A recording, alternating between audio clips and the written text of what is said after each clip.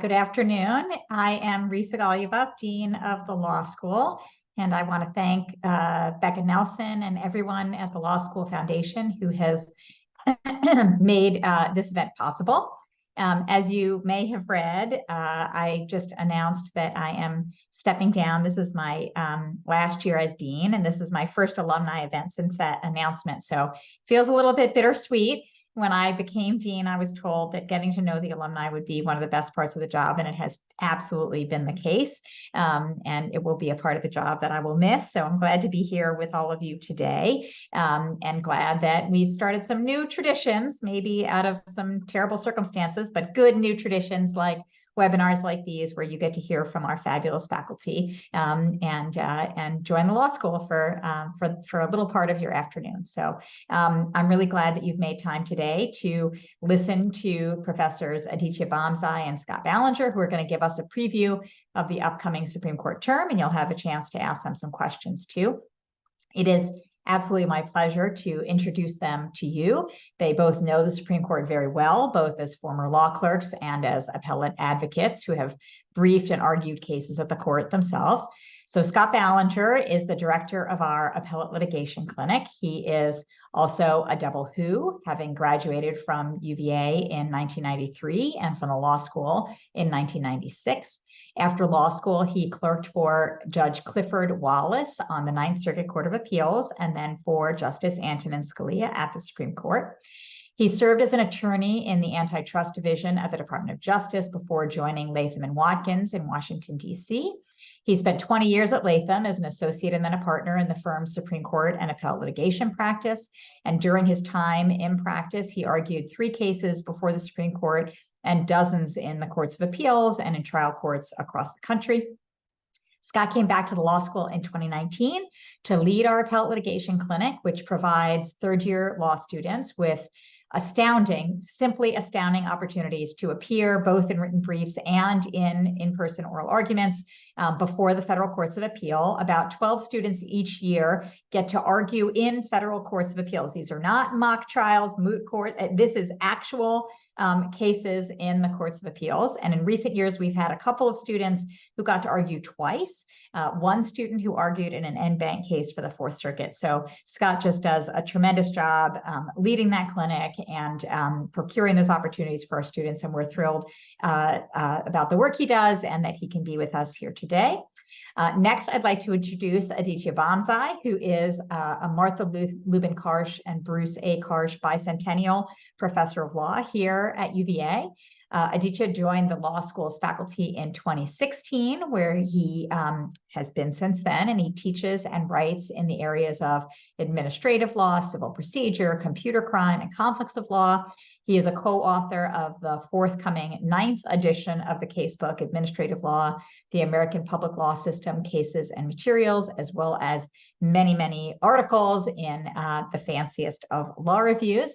Aditya is a graduate of Yale University and the University of Chicago Law School. After law school, he clerked for Judge Jeffrey Sutton on the Sixth Circuit, and then also for Justice Scalia at the Supreme Court. Before joining our faculty, Aditya served as an attorney advisor in the Office of Legal Counsel at the Department of Justice and as an appellate attorney, both in private practice and at DOJ's National Security Division. While on the faculty from 2019 to 2021, Aditya served as a member of the Privacy and Civil Liberties Oversight Board, a federal agency charged with ensuring that the government's national security efforts are balanced with the need between the need to protect privacy and civil liberties. And in 2018, Aditya made his debut argument at the Supreme Court, where he was granted argument time as an independent amicus curiae. This is an event so rare that Bloomberg Law found that it was the first time since at least the 1940s that the court had granted a law professor's request to argue in a case. And I will say the other remarkable thing about this case is that he was relying on Marbury v. Madison, which many of us think of as, an old case we teach because it was important then, but Aditya showed how important it is now. And Justice Elena Kagan actually spent about 25 15 pages of her 25-page opinion discussing his argument and his reasoning. So we are so glad to have Adichie here today to share his expertise too.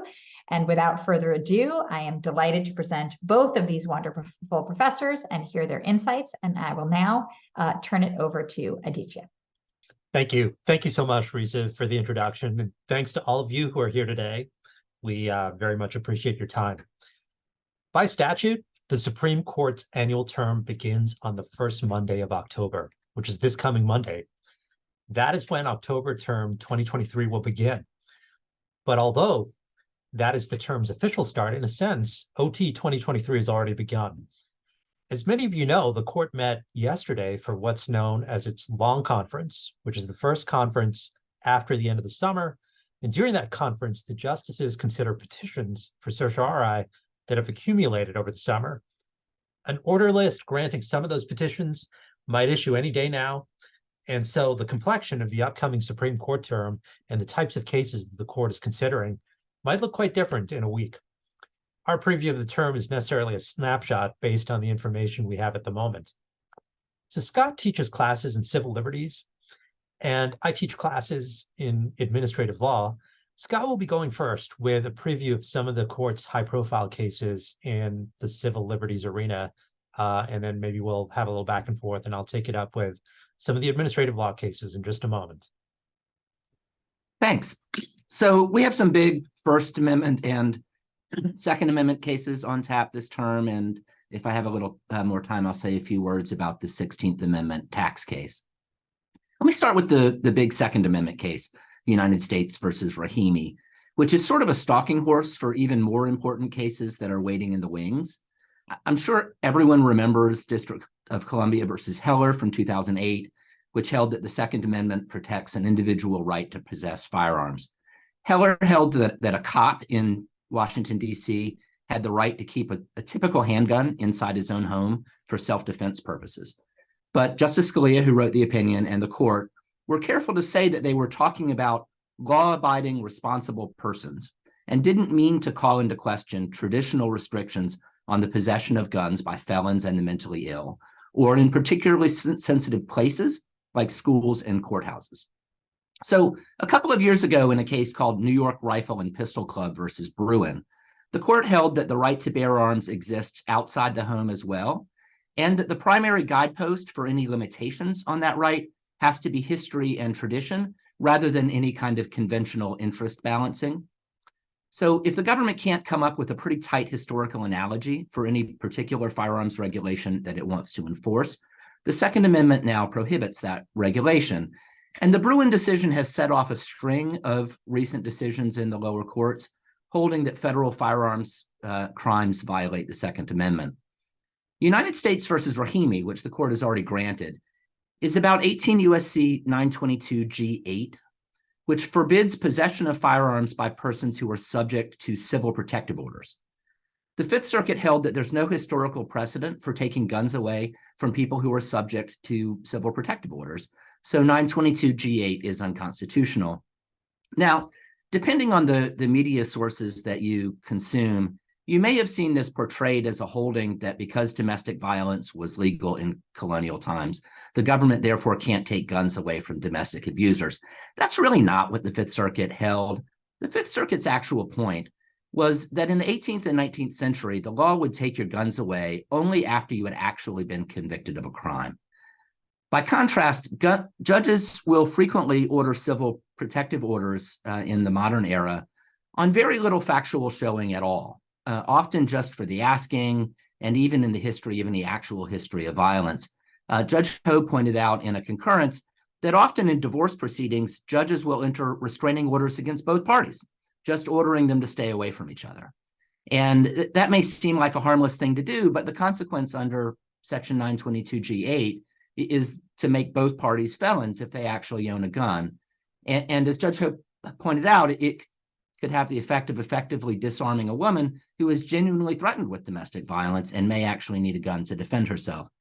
So there's a good argument that 922 G8 is a well-intentioned law that in practice operates in a very stupid way some of the time and turns a lot of ordinary gun owners into felons for, perhaps not a particularly good reason.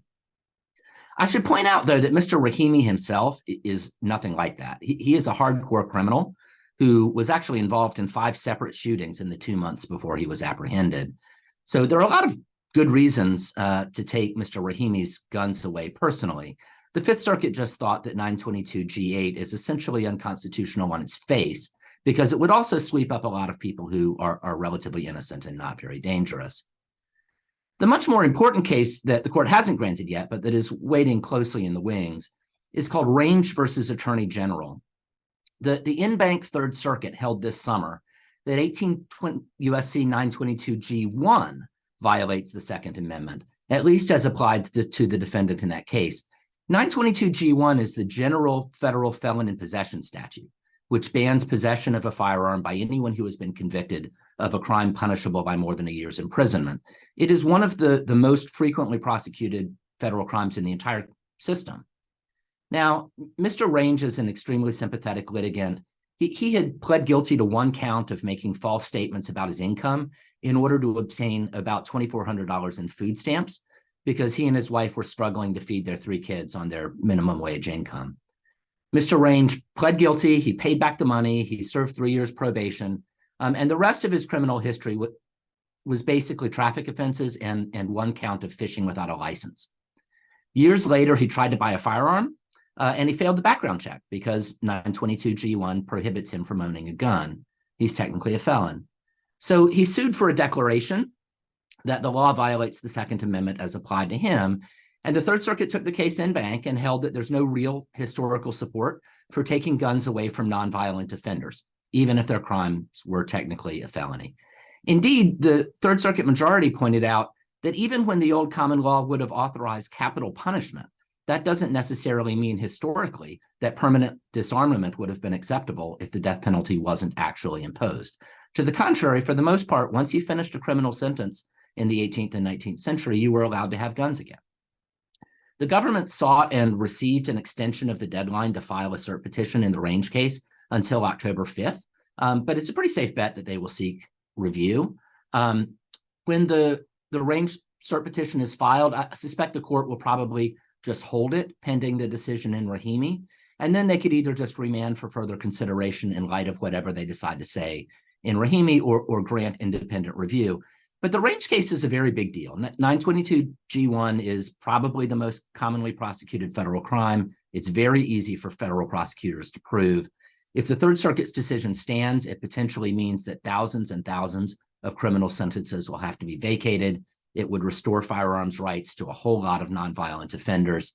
And litigating those issues could end up being a sort of full-time job for U.S. attorneys' offices. I'm also really interested in the methodology issue, which hasn't gotten a lot of attention, but could be really critical. In Range, the Third Circuit held that 922G1 is unconstitutional as applied to nonviolent offenders like Brian Range. But in the Rahimi case, the Fifth Circuit held that 922G8 is facially unconstitutional because a lot of domestic violence restraining orders don't really rest on sufficient findings about dangerousness. The Fifth Circuit appears to have applied in the Rahimi case something kind of like First Amendment over breadth doctrine to the Second Amendment. And that's really interesting. Whether it's appropriate or not could have a big impact on Second Amendment litigation going forward. It's usually pretty easy to hypothesize some sympathetic litigant who could possibly be swept up by a law, even when the actual defendant before the court is a very bad actor, as he is in the Rahimi case. And so whether or not facial challenges are appropriate in Second Amendment cases could end up being a really important part of the jurisprudence. The other big civil liberties issue this term is a set of First Amendment issues about how the government engages with social media. So far, again, we have 2 cases, but again, there are even more important cases that are waiting in the wings and almost certain to be granted later. The 2 we already have, which will be argued in November, are Linkey versus Freed and O'Connor-Ratcliffe versus Garnier. They're both about when public officials can block commenters on their social media accounts. So both of them involve public officials who use their personal Facebook page or Twitter account to communicate with constituents, including about official matters.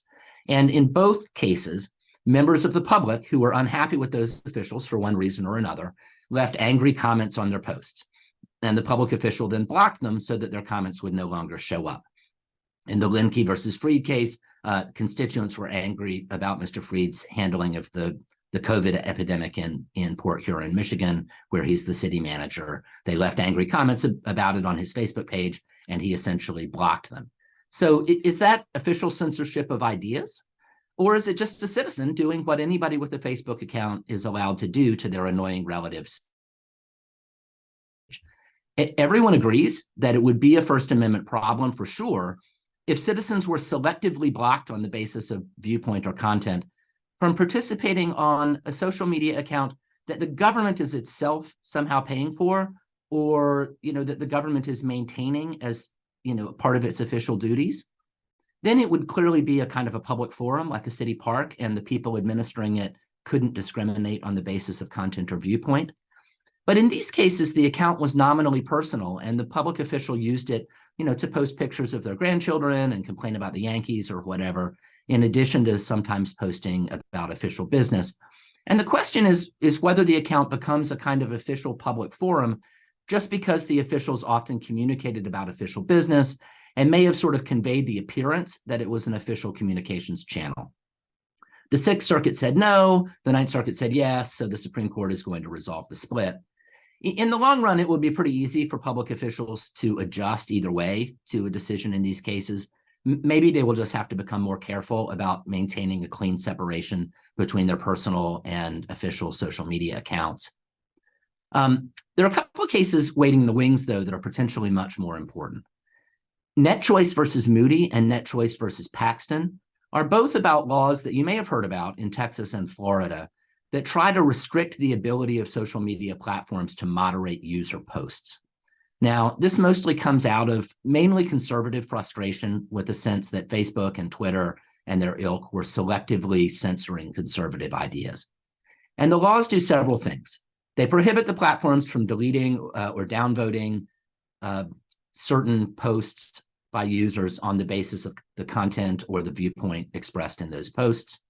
They require the platforms to explain why they deleted something and to provide certain due process protections to users, like a right to appeal if you think you've been improperly censored. And more generally, they require the platforms to disclose the rules and the algorithms that they apply that determine which posts get widely disseminated and which don't.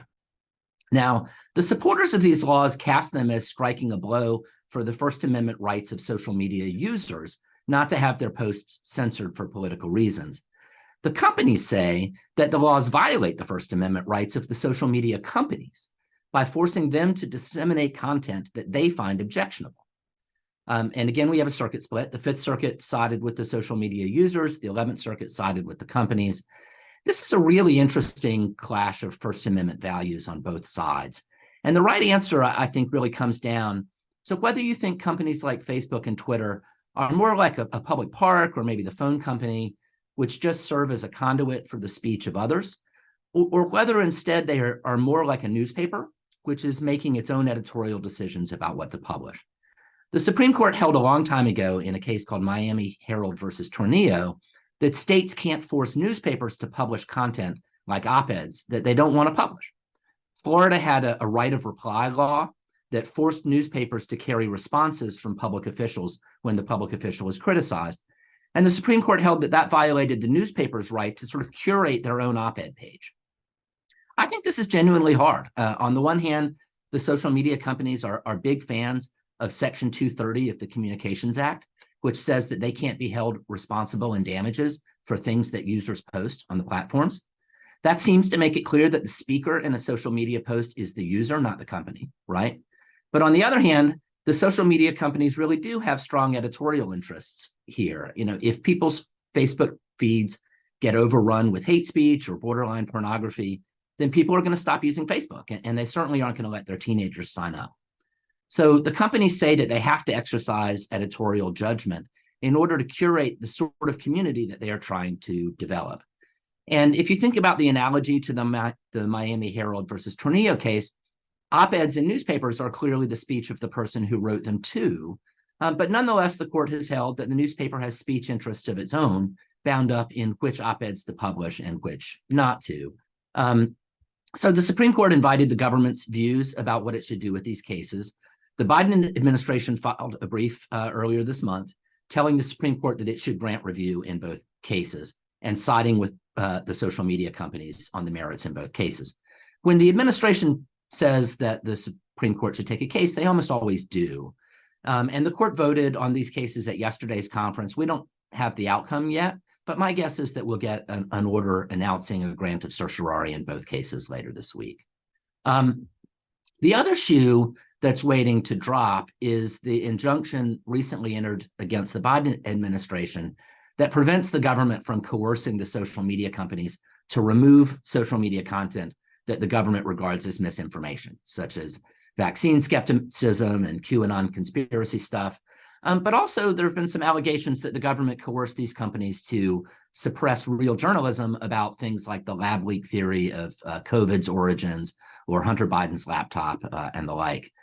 Elon Musk released some Twitter documents earlier this year showing that federal law enforcement has been working very, very closely with the social media companies about what is and isn't misinformation. And maybe the government's cooperation with these companies sort of crossed the line into something that you might call coercion. The Fifth Circuit, the district court enjoined the administration from a wide range of conduct in interacting with these companies. The Fifth Circuit actually cut way back on that broad injunction recently and narrowed it to an injunction against overt coercion of the social media companies.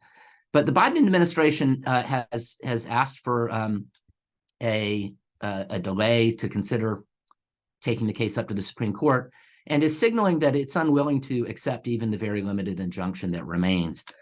So they may very well ask the court to take the case. I'm not sure I understand the government strategy personally. I mean, if they take the case to the court on these terms, they could easily lose. But I guess they think that the principle is too important not to fight about. And finally, I wanted to say a quick word about a tax case called Moore versus the United States. Charles and Kathleen Moore got caught up by a provision of the Tax Cuts and Jobs Act of 2017, which imposed a mandatory repatriation tax on Americans who own shares in certain foreign companies that have retained earnings overseas. This was a one-time thing as part of a 2017 law that will generally shift the taxation of overseas income from corporations being taxed on their overseas worldwide income to a new system in which corporations are generally going to be taxed where income is earned. But previously, there's sort of $2.4 trillion of overseas retained income that is stacked up out there that would fall into a crack between the two systems if we don't have a sort of transition rule. And of course, the government wants some of that money, and so they imposed this one-time mandatory repatriation tax. The problem is the 16th Amendment, which authorized a federal income tax, but only a tax on income. And the Supreme Court has said that income is a real accession to wealth. The Moores say we don't have income. This corporation over in India has some money, but we've never seen any of it. And we got a $15,000 tax bill and have really no way to pay it. The Ninth Circuit said that it's okay to impose that tax, but the Moores convinced the Supreme Court to arguing that the Ninth Circuit was blurring the line between income and wealth in a way that would open the door to the kind of wealth taxes that Elizabeth Warren and Bernie Sanders have been proposing over the past decade. I think the court is likely to realize that there is maybe less to the case than meets the eye. The case isn't really about unrealized gain, like the appreciation of stock that hasn't been sold. Their company in India has real income from selling stuff. Those profits haven't been sent back to the United States yet. But one way to think about that repatriation tax is that it basically treats overseas corporations as if they were partnerships and taxes income on a pass-through basis to the shareholders in the same way that partners are taxed on partnership income, whether or not that income is actually distributed. So why is the 16th Amendment issue necessarily different just because this is a corporation and not a partnership? I think the court will work hard to find a sort of middle path here that reaffirms that the 16th Amendment doesn't permit overt wealth taxes, but somehow does it without blowing up the whole structure of partnership tax. And with that, I'll turn it over to Aditya to talk a little bit more about some of the cases that raise administrative law issues. Although I wonder whether you have a view on the sort of regulatory aspects of the social media cases. Yeah, no, thanks so much, Scott. And I think the point that I would maybe stress or reiterate, which you've already made, is this whole question of how to understand social media regulation. It's a very interesting question. And as you put it, should we think of them as being closer to newspapers? And if so, if we think of them that way, it would be jarring to think that the government could closely regulate the content of the websites. Or should we think of them as closer to phone companies or railroads?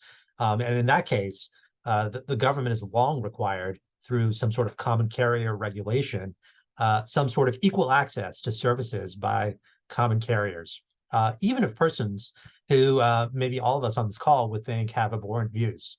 So one of the social media companies in this case, they argued, and they quoted an opinion by then Judge Kavanaugh, that government, quote, may not tell Twitter or YouTube what videos to post or tell Facebook or Google what content to favor. And of course, the government has long told the telegraph company or the telephone company or the railroad company what customers to provide services to. And of course, regulation of that kind, railroads, telegraphs, telephone companies, those are some of the first pieces of complex, important federal regulation in the late 19th and early 20th centuries. You can think of the 1887 creation of the Interstate Commerce Commission, or the early 20th century creation of the Federal Communications Commission and like agencies. So I think this case poses the question whether internet platforms should be analogized to those common carriers or to free speech participants. And that's a very interesting question. Okay, well, let me give a preview of some of the court's cases that are in my areas of interest, which are administrative law and computer crime. There are not any currently granted cases in the latter area, but the term is shaping up to be a potential blockbuster in the former. Here are three, briefly, I'll talk about three administrative law cases that are worth keeping an eye on, both because they might tell us something about the court and its jurisprudential approach, and also because they might actually have very significant consequences in everyone's practice areas. So the marquee administrative law case, this term is undoubtedly Loper-Bright versus Raimondo, which I'll talk about in just a moment at some length. There's a second case of interest, which is called Jarkisi versus Securities Exchange Commission versus SEC. And there's a third important case on the rarely litigated appropriations clause, CFPB versus CFSA. In the interest of hopefully a useful discussion, what I plan to do is spend a chunk of time now on Loper-Bright, then comparatively less time mapping out the issues of Jarkisi, and perhaps we can just leave the appropriations clause issue to Q&A if anyone's interested, or I'm happy to field emails or something like that on that topic. So Loper-Bright first. In the interest of full disclosure, I did file an amicus brief in this case on my own behalf, and the amicus brief is in favor of neither party, so you can judge my biases based on those disclosures and taking a look at the brief if you'd like. It does present my perspective on how the court might resolve the issue presented.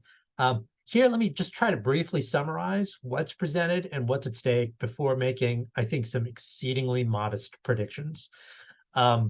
Loper-Bright itself, it's a seemingly innocuous statutory case about whether the National Marine Fisheries Service, a federal agency, may require fishing vessels to pay the salaries of government-mandated monitors who are placed on the vessel to oversee its operations. The Loper-Bright Fishing Company and the agency are disputing whether the statute authorizes the requirement that a private party pay government official salaries. And the DC Circuit, in the case below, it had interpreted the statute to allow for such a requirement. In and of itself, that may not appear to be the type of case to produce a potential blockbuster, but as many of you know, any federal statutory issue presented in any federal court might present the question of what's known as Chevron deference, the question whether the agency gets to fill in so-called gaps in statutes. And so by way of backdrop, which many of you are probably familiar with, but in the interest of making sure that we're all on the same page, the Chevron case, which was decided by a six-justice court in 1984, it's provided the governing language and framework for addressing ambiguous federal statutes administered by agencies. In some very influential paragraphs, Chevron established what became known as the Chevron two-step. The first step was, quote, whether Congress has directly spoken to the precise question at issue.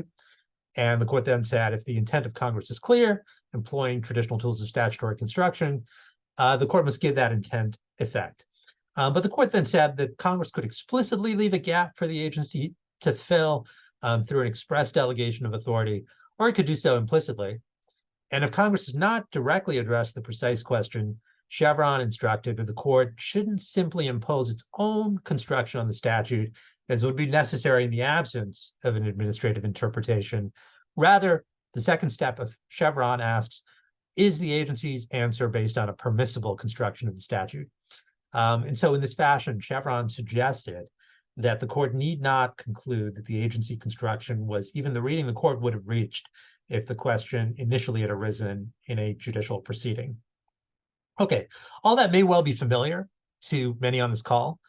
You may also know that prior to Chevron, the court's practice on this question of deferring to agencies was somewhat inconsistent, but generally the court deferred to agency interpretations based on a variety of factors. So there was a multi-factor style approach.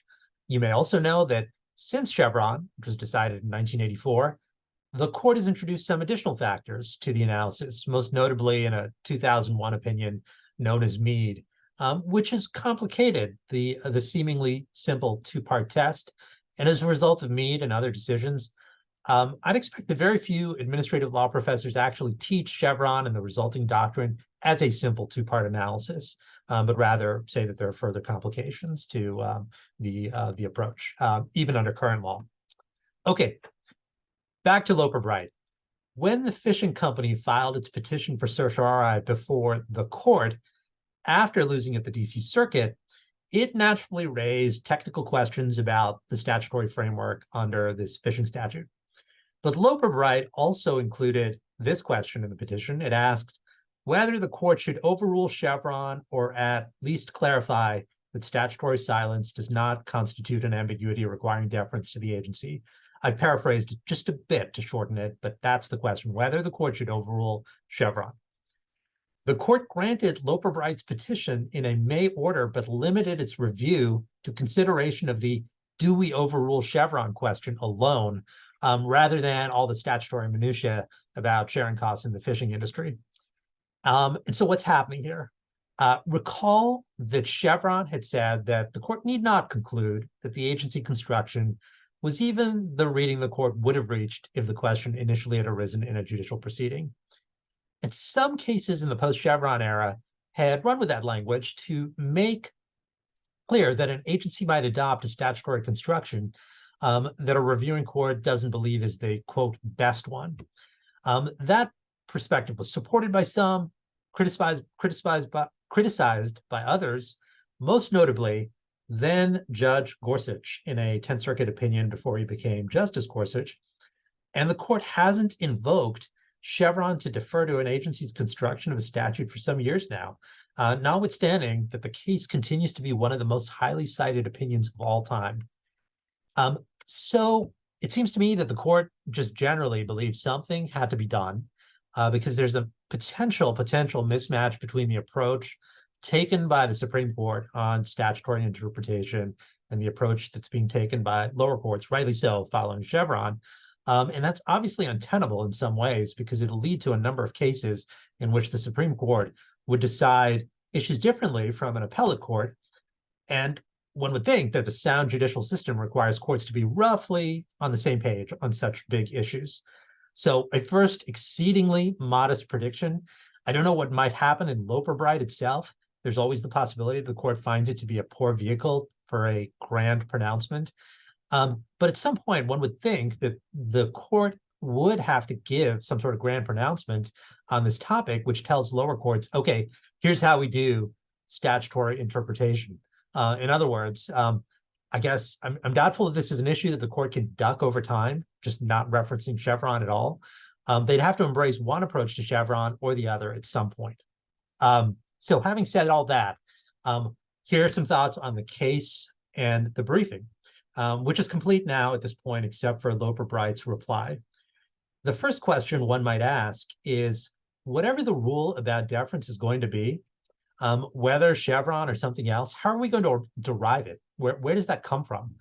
And here there are a number of possible answers, which have been raised by the parties. So the Loper-Bright company says, well, the Constitution, and maybe that's Article 3's vesting of judicial power in courts requires some sort of de novo, non-Chevron style review, or the due process clause on the theory that due process requires de novo review and no deference to courts. There are complications with that. I'm just saying that this is the argument that is being made. The Administrative Procedure Act, which was enacted in 1946 to generally govern administrative procedure, and there's some language in there instructing courts to decide all relevant questions of law and interpret constitutional and statutory provisions. And there's some other language as well. Or perhaps just some sort of common law, case law process on the theory that courts can develop and tell you what the best standard of review is with respect to agency interpretations and the court's interpretations and when they conflict. So here's another very modest prediction, I think. The constitutional arguments against Chevron deference, if they were taken to their logical conclusion, they might also impact a whole host of other areas of law.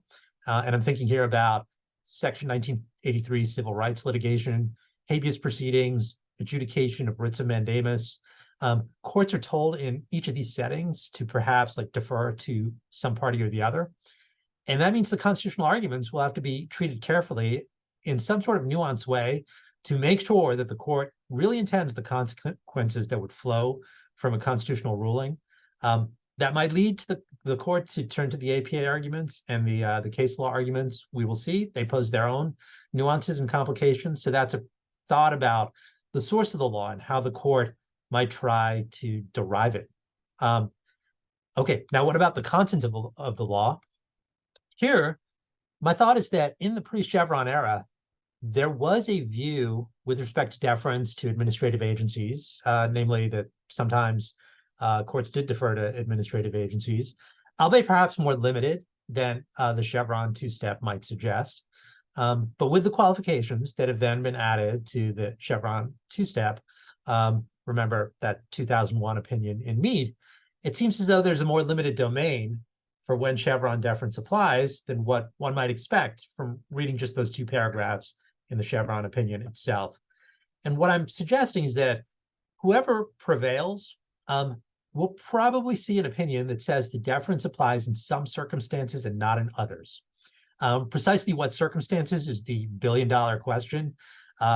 If you want to see my view on the topic, you can have a look at the amicus brief that I previously referenced. But regardless of who prevails, I think there'll be deference to some interpretations and not to others. And what we're discussing here is the boundaries of that doctrine. And the natural follow-up question to that setup for the case is, okay, what are the boundaries going to be? And I'll just say, when I described this as a billion-dollar question, I meant that literally, namely that I'd be collecting $1 billion and not writing law review articles if I knew the answer to that question. So hopefully that presents the issues in Loper-Bright, the Chevron case for this term, so that folks on this call can understand some of the nuances. And I'll turn now to the second case I wanted to highlight, Jarchese versus SEC. In this case, Jarchese launched two hedge funds that the SEC believed violated the securities laws in various ways. The SEC initiated an administrative proceeding against Jarchese under the Securities Acts, not in an Article 3 court, rather before an administrative law judge in the agency.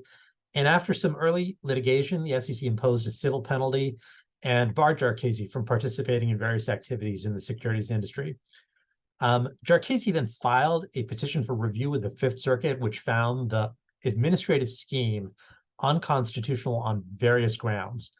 And the SEC then successfully obtained Supreme Court review of the Fifth Circuit's decision.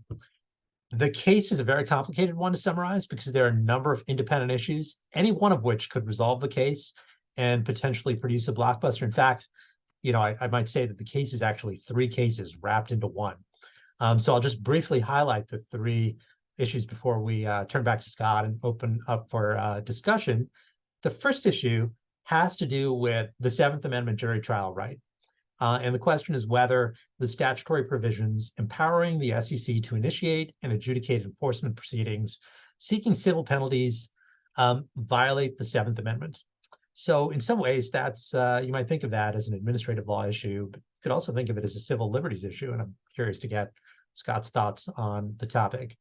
The second issue in the case has to do with whether Congress violated the non-delegation doctrine by permitting the SEC to decide in each case whether to bring a civil enforcement action in federal district court, an enforcement action within the agency, or no enforcement action at all. And as you might know, the non-delegation doctrine, it's a doctrine that the court has long understood to be an inference, from Article 1's vesting of legislative power in Congress. But the doctrine has had relatively little bite for at least 90 odd years, perhaps longer. But in a 2019 case, Gundy versus United States, some members of the court suggested that they were interested in reinvigorating or invigorating, depending on your perspective, this doctrine. And what the Jarchese case presents is the intersection between the doctrine and prosecutorial discretion, which is the backdrop norm, conferring a lot of discretion on the government to choose how and when to bring cases. So perhaps something we can explore a little bit more if people have interest in that topic. So that's the second issue. And the third of the three issues has to do with whether Congress violated Article 2 of the Constitution by granting for-cause removal protections to administrative law judges in agencies whose heads also enjoy for-cause removal protection. This is a claim that is an outgrowth of the court's jurisprudence on the president's removal authority, which is an inference from the vesting clause conferring executive power on the president in Article 2, and thereby providing for some sort of presidential control of the executive branch. And the question that's arising in the case is whether by conferring the removal protection for cause on ALJs, when the SEC's commissioners arguably, although there's a question here, also have some sort of protection, whether those two layers pose a problem under the court's now almost just over a decade old ruling in the Free Enterprise Fund case. So I'll stop right there and just make sure that we have a little bit of back and forth time as well. I had mentioned early on that there's a third case that could be quite interesting on the appropriations clause and the Consumer Financial Protection Bureau. Happy to talk about that case if it's of interest to people as well. Scott, I wonder if I could throw the ball back in your court if you have any thoughts on any of the foregoing. Well, I'm very interested in the Jarchese case. On first principles, it's a little bit hard to see why an administrative agency should have the ability to impose, money fines against people without a jury trial, just by calling them civil penalties, right?